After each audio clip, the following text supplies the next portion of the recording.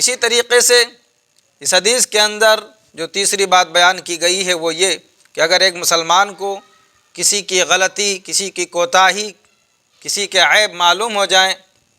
تو اسے دوسروں کے سامنے اس کا چرچا نہ کیا جائے، دوسروں کے سامنے اس کو بیان نہ کیا جائے، دوسروں کے درمیان اس کو شیئر نہ کیا جائے، بلکہ اس کو راز میں رکھا جائے اور اس کے عیب پر پردہ ڈالا جائے، اس کو چھپا لیا جائے،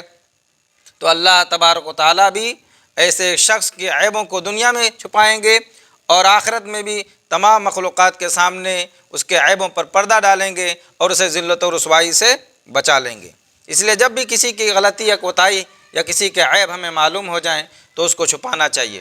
کسی کی غلطی، کسی کے عیب کے پیچھے پڑنا یہ گناہ ہے، لیکن اگر کسی کے عیب ہمیں معلوم بھی ہو جائیں تو اس کو چھپانے کی کوشش کرنی چاہیے، اسے دوسروں کے سامنے بیان نہ کریں، کیونکہ جب ہم دوسروں کے سامنے بیان کریں گے تو آدمی گناہ پر پھر دلیر ہو جائے گا، بہادر ہو جائے گا اور پھر کھلم کھلا گناہ کرے گا کہ چلو اب تو لوگوں کو معلوم ہی ہو گیا ہے، اس لیے لوگوں سے چھپنے کی ضرورت کیا ہے، اپنی برائی کو چھپانے کی ضرورت کیا ہے، اور اس طریقے سے آدمی کھلم کھلا گناہ کرے گا اور پھر دونوں گنہگار ہو جائیں گے۔ اس لیے علی رضی اللہ تعالیٰ عنہ بیان فرماتے ہیں کہ القائل الفاحشۃ والذی یشیع بها فی الاثم سواء،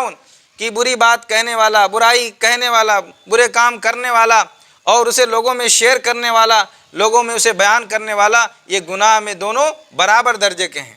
انسان جب کسی کے عیبوں کو باہر بیان کرتا ہے تو گویا کہ اسے اور بگاڑ دیتا ہے۔ اسی لیے اللہ کے رسول صلی اللہ علیہ وسلم نے فرمایا اگر تم دوسروں کے عیبوں کے پیچھے پڑو گے تو تم ان کو بگاڑ دو گے، وہ بگڑ جائیں گے اور پھر برائی کھلم کھلا کریں گے اور سماج اور معاشرے کے اندر جو ہے بے حیائیاں پروان چڑھیں گی۔ اس لیے لوگوں کے عیبوں کے پیچھے ہمیں نہیں پڑنا چاہیے، اور اگر ہمیں معلوم بھی ہو جائیں تو اس کو چھپا لیں۔ اللہ رب العالمین دنیا میں بھی آپ کے عیبوں کو چھپائیں گے اور آخرت میں بھی چھپائیں گے۔